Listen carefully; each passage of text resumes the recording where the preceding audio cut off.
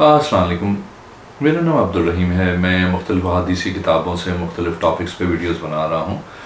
تو امام ابو یعلا موصلی کی جو مجموعہ احادیث ہیں ان سے کچھ حدیثیں ہیں۔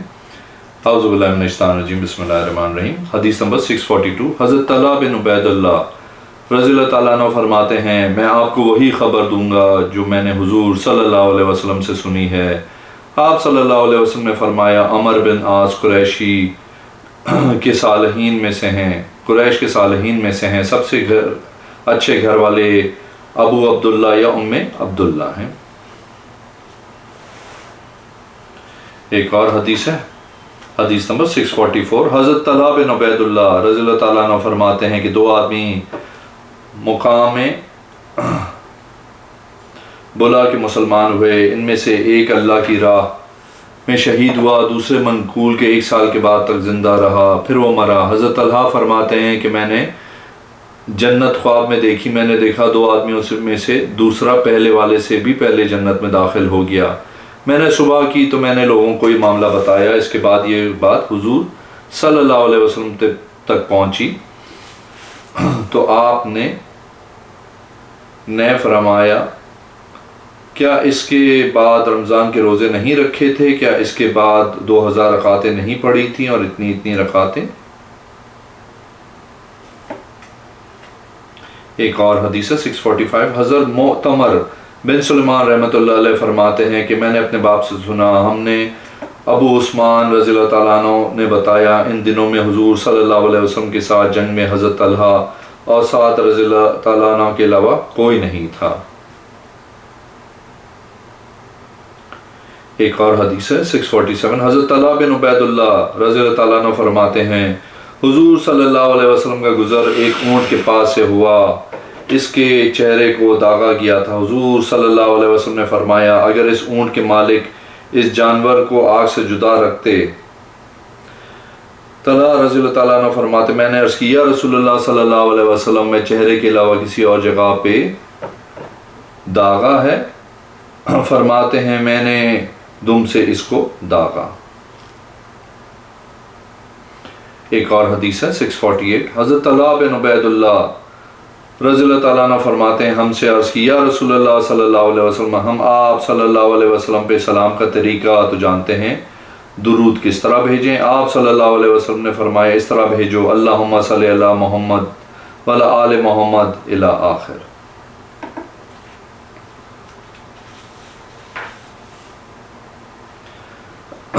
ایک اور حدیث ہے 651، حضرت یحییٰ بن طلحہ فرماتے ہیں کہ حضرت عمر رضی اللہ تعالیٰ عنہ نے حضرت طلحہ بن عبید اللہ کو پریشان دیکھا۔ حضرت عمر رضی اللہ تعالیٰ عنہ نے فرمایا، پریشانی کی وجہ کیا ہے؟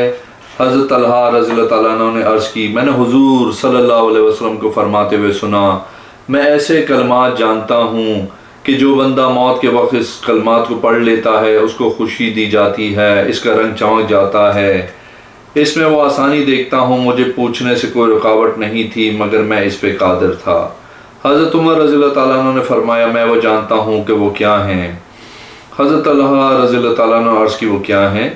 حضرت عمر رضی اللہ تعالیٰ عنہ نے فرمایا، کہ میں آپ کو ایسے کلمے کے متعلق معلوم ہے جو افضل ہے اس کلمے سے، آپ نے اپنے چچا کو ان کے وفات کے وقت پیش کیا تھا۔ حضرت طلحہ رضی اللہ تعالیٰ عنہ نے عرض کی، وہی ہے، اللہ کی قسم وہی ہے۔ حضرت عمر رضی اللہ تعالیٰ عنہ نے فرمایا، لا الہ الا اللہ۔ ایک اور حدیث ہے 652، حضرت طلحہ بن عبید اللہ فرماتے ہیں، ایک آدمی نے حضور صلی اللہ علیہ وسلم سے پوچھا، جو آدمی حالت احرام میں نہیں ہے، اس کا شکار کھانے کے متعلق کیا اس کو محرم کھا سکتا ہے؟ آپ صلی اللہ علیہ وسلم نے فرمایا، جی ہاں۔ ایک اور حدیث ہے 653، حضرت طلحہ بن عبید اللہ رضی اللہ تعالیٰ عنہ فرماتے ہیں کہ ایک آدمی نے حضور صلی اللہ علیہ وسلم سے پوچھا، جو آدمی حالت احرام میں نہیں ہے اس کو شکار کھانے کے متعلق کیا اس کو محرم کھا سکتا ہے؟ آپ صلی اللہ علیہ وسلم نے فرمایا، جی ہاں۔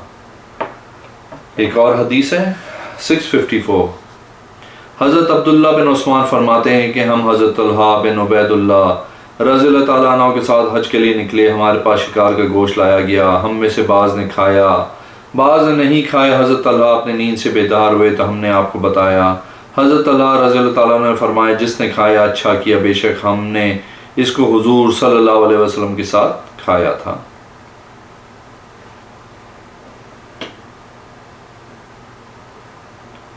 ایک اور حدیث ہے، حدیث نمبر 655۔ حضرت طلحہ بن عبید اللہ رضی اللہ تعالیٰ عنہ فرماتے ہیں حضور صلی اللہ علیہ وسلم احد کے دن 2 ذرہوں کے درمیان ظاہر ہوئے۔ ایک اور حدیث ہے 657۔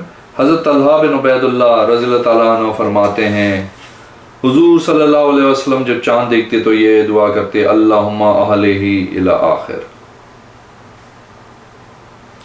ایک اور حدیث ہے 659۔ حضرت موسیٰ اور عیسیٰ طلحہ کے بیٹے دونوں اپنے والد سے روایت کرتے ہیں کہ حضور صلی اللہ علیہ وسلم کے اصحاب دیہاتی سے کہتے آپ جائیں آپ سے پوچھیں جنہوں نے اپنی منت پوری کی کہ وہ کون ہے۔ صحابہ کرام مسائل پوچھنے میں آپ سے جرأت نہیں کرتے تھے، آپ صلی اللہ علیہ وسلم کی تعظیم کرتے اور آپ صلی اللہ علیہ وسلم سے ڈرتے تھے۔ دیہاتی نے آپ صلی اللہ علیہ وسلم سے پوچھا، آپ صلی اللہ علیہ وسلم نے اسے اعراض فرمایا، پھر اس نے پوچھا، آپ صلی اللہ علیہ وسلم نے اعراض فرمایا، پھر میں اس حالت میں مسجد میں گیا کہ مجھ پہ سبز کپڑے تھے۔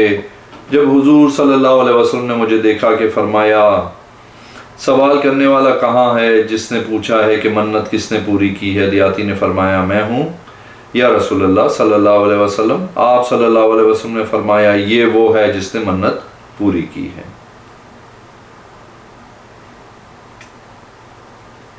ایک اور حدیث ہے 660۔ حضرت طلحہ بن عبید اللہ رضی اللہ تعالیٰ عنہ فرماتے ہم نماز پڑھتے تھے، جانور ہمارے آگے گزرتے تھے، ہم نے اس بات کا ذکر حضور صلی اللہ علیہ وسلم کے سامنے کیا۔ آپ صلی اللہ علیہ وسلم نے فرمایا کجاوا کی مثال آگے رکھ لیا کرو، جو آگے سے گزرے وہ نقصان نہیں دے گا۔ ایک اور حدیث ہے، حدیث نمبر 661۔ حضرت طلحہ بن عبید اللہ رضی اللہ تعالیٰ عنہ فرماتے ہیں کہ حضور صلی اللہ علیہ وسلم نے فرمایا ہر نبی کا کوئی ساتھی ہوتا ہے، میرا ساتھی عثمان ہے یعنی جنت میں۔ ایک اور حدیث ہے، حدیث نمبر 662۔ حضرت ابو جرو المازنی رضی اللہ تعالیٰ عنہ فرماتے ہیں کہ میں حضرت علی رضی اللہ تعالیٰ عنہ اور زبیر رضی اللہ تعالیٰ عنہ کے پاس موجود تھا جس وقت دونوں نے موافقت کی۔ حضرت علی رضی اللہ تعالیٰ عنہ نے حضرت زبیر کو کہا اے زبیر میں آپ کو اللہ کی قسم دیتا ہوں کہ آپ نے رسول اللہ صلی اللہ علیہ وسلم سے سنا ہے کہ تم قتل کرو گے۔ آپ صلی اللہ علیہ وسلم آپ رضی اللہ تعالیٰ عنہ مجھ پہ ظلم کرنے والے ہوں گے؟ حضرت زبیر نے فرمایا جی ہاں میں نے ذکر نہیں کیا مگر اس میں میری موافقت فرمائی، پھر آپ چلے گئے۔ ایک اور حدیث ہے 663۔ حضرت عامر بن عبداللہ بن زبیر رضی اللہ تعالیٰ عنہ اپنے باپ سے بیان کرتے ہیں کہ میں نے ابو زبیر رضی اللہ تعالیٰ عنہ سے کہا کہ آپ کو کیا ہے کہ آپ فلاں کی طرح رسول اللہ صلی اللہ علیہ وسلم کی حدیث بیان نہیں کرتے؟ آپ نے فرمایا میں جب آپ صلی اللہ علیہ وسلم پہ ایمان لایا میں آپ صلی اللہ علیہ وسلم سے جدا نہیں ہوا تھا، لیکن میں نے آپ صلی اللہ علیہ وسلم سے ایک بات سنی ہے۔ آپ صلی اللہ علیہ وسلم نے فرمایا کہ میں نے آپ صلی اللہ علیہ وسلم سے سنا ہے۔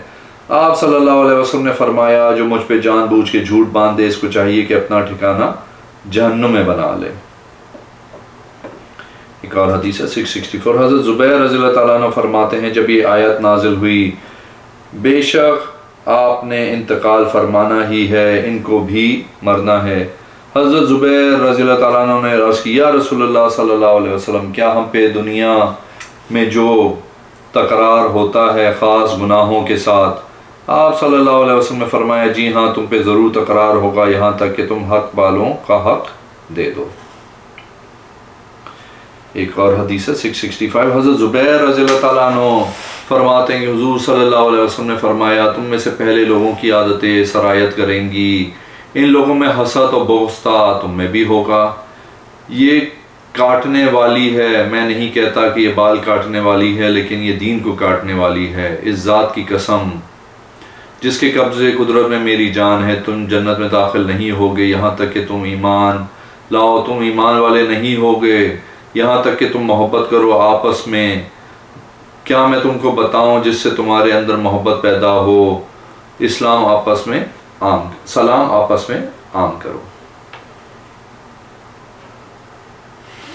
ایک اور حدیث ہے 666، حضرت زبیر رضی اللہ تعالیٰ عنہ سے روایت فرماتے ہیں میں نے حضور صلی اللہ علیہ وسلم کو فرماتے ہوئے سنا، ایک دن طلحہ کے لیے واجب ہو گئی جس پر رسول صلی اللہ علیہ وسلم کے ساتھ کیا جو کیا۔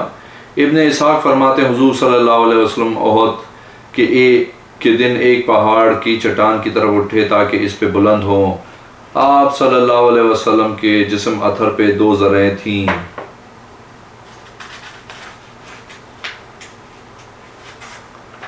جب آپ چلے تاکہ اس پہ کھڑے ہوں تو آپ کھڑے ہونے کی طاقت نہیں رکھتے تھے، آپ کے نیچے طلحہ بن عبید اللہ بیٹھ گئے، آپ کھڑے ہو گئے یہاں تک کہ سیدھے اس پہ کھڑے ہو گئے۔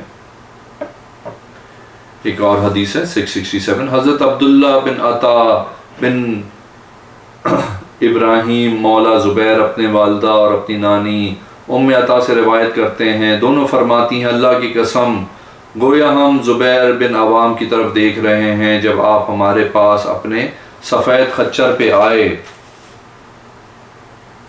اس کے بعد فرمایا اے ام عطا، بے شک حضور صلی اللہ علیہ وسلم نے مسلمانوں کو منع فرمایا ہے کہ وہ اپنی قربانی کا گوشت 3 دن سے زیادہ کھائیں، بس تو نہ کھا۔ فرمایا میں نے عرض کی اے اللہ کے نبی، میرے ماں باپ آپ پہ فدا ہوں، ہم کیا کریں جو ہم کو ہدیہ دیا جائے؟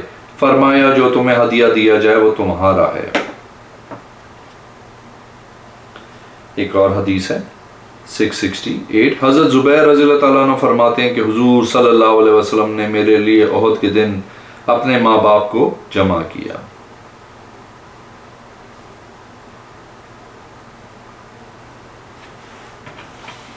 ایک اور حدیث ہے 669، حضرت ابن زبیر رضی اللہ تعالیٰ عنہ فرماتے ہیں میں نے اپنے باپ سے کہا اے میرے باپ، میں آپ کو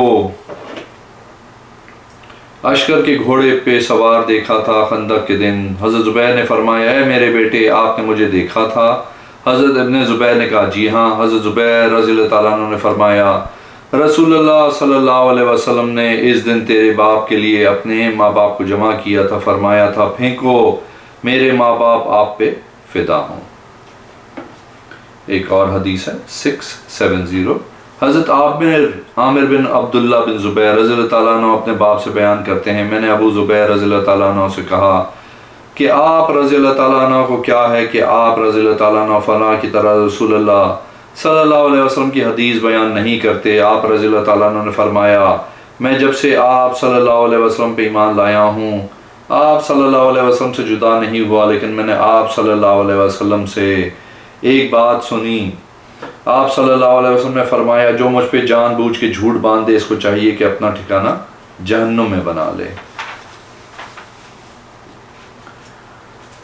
ایک اور حدیث ہے 671، حضرت زبیر رضی اللہ تعالیٰ عنہ فرماتے ہیں کہ حضور صلی اللہ علیہ وسلم نے فرمایا تم میں سے کوئی رسی پکڑے پھر پہاڑ پر آئے، لکڑیوں کا گٹھا اپنی پیٹھ پہ لائے، اس کو فروخت کرے، اس سے پیسے حاصل کرے، اس سے بہتر ہے کہ لوگوں سے مانگتا پھر اس کو دیں یا نہ دیں۔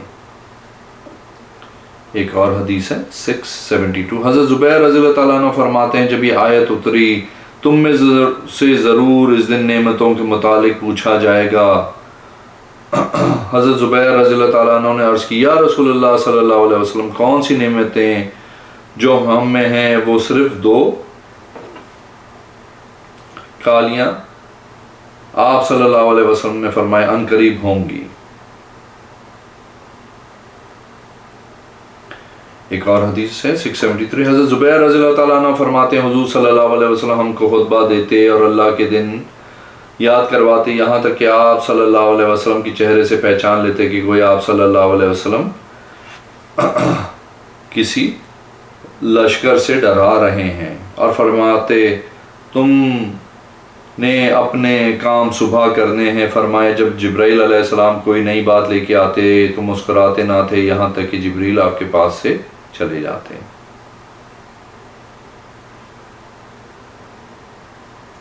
ایک اور حدیث ہے 674، حضرت زبیر رضی اللہ تعالیٰ عنہ فرماتے ہیں حضور صلی اللہ علیہ وسلم نے فرمایا صبح و شام اللہ کی راہ میں کرنی دنیا و مافیا سے بہتر ہے۔ اگر آپ نے میرے چینل کو اب تک سبسکرائب نہیں کیا تو پلیز کیجئے، اس ویڈیو کو لائک کیجئے۔ اگلی ویڈیو میں انشاءاللہ حاضر ہوں گا۔ اللہ حافظ۔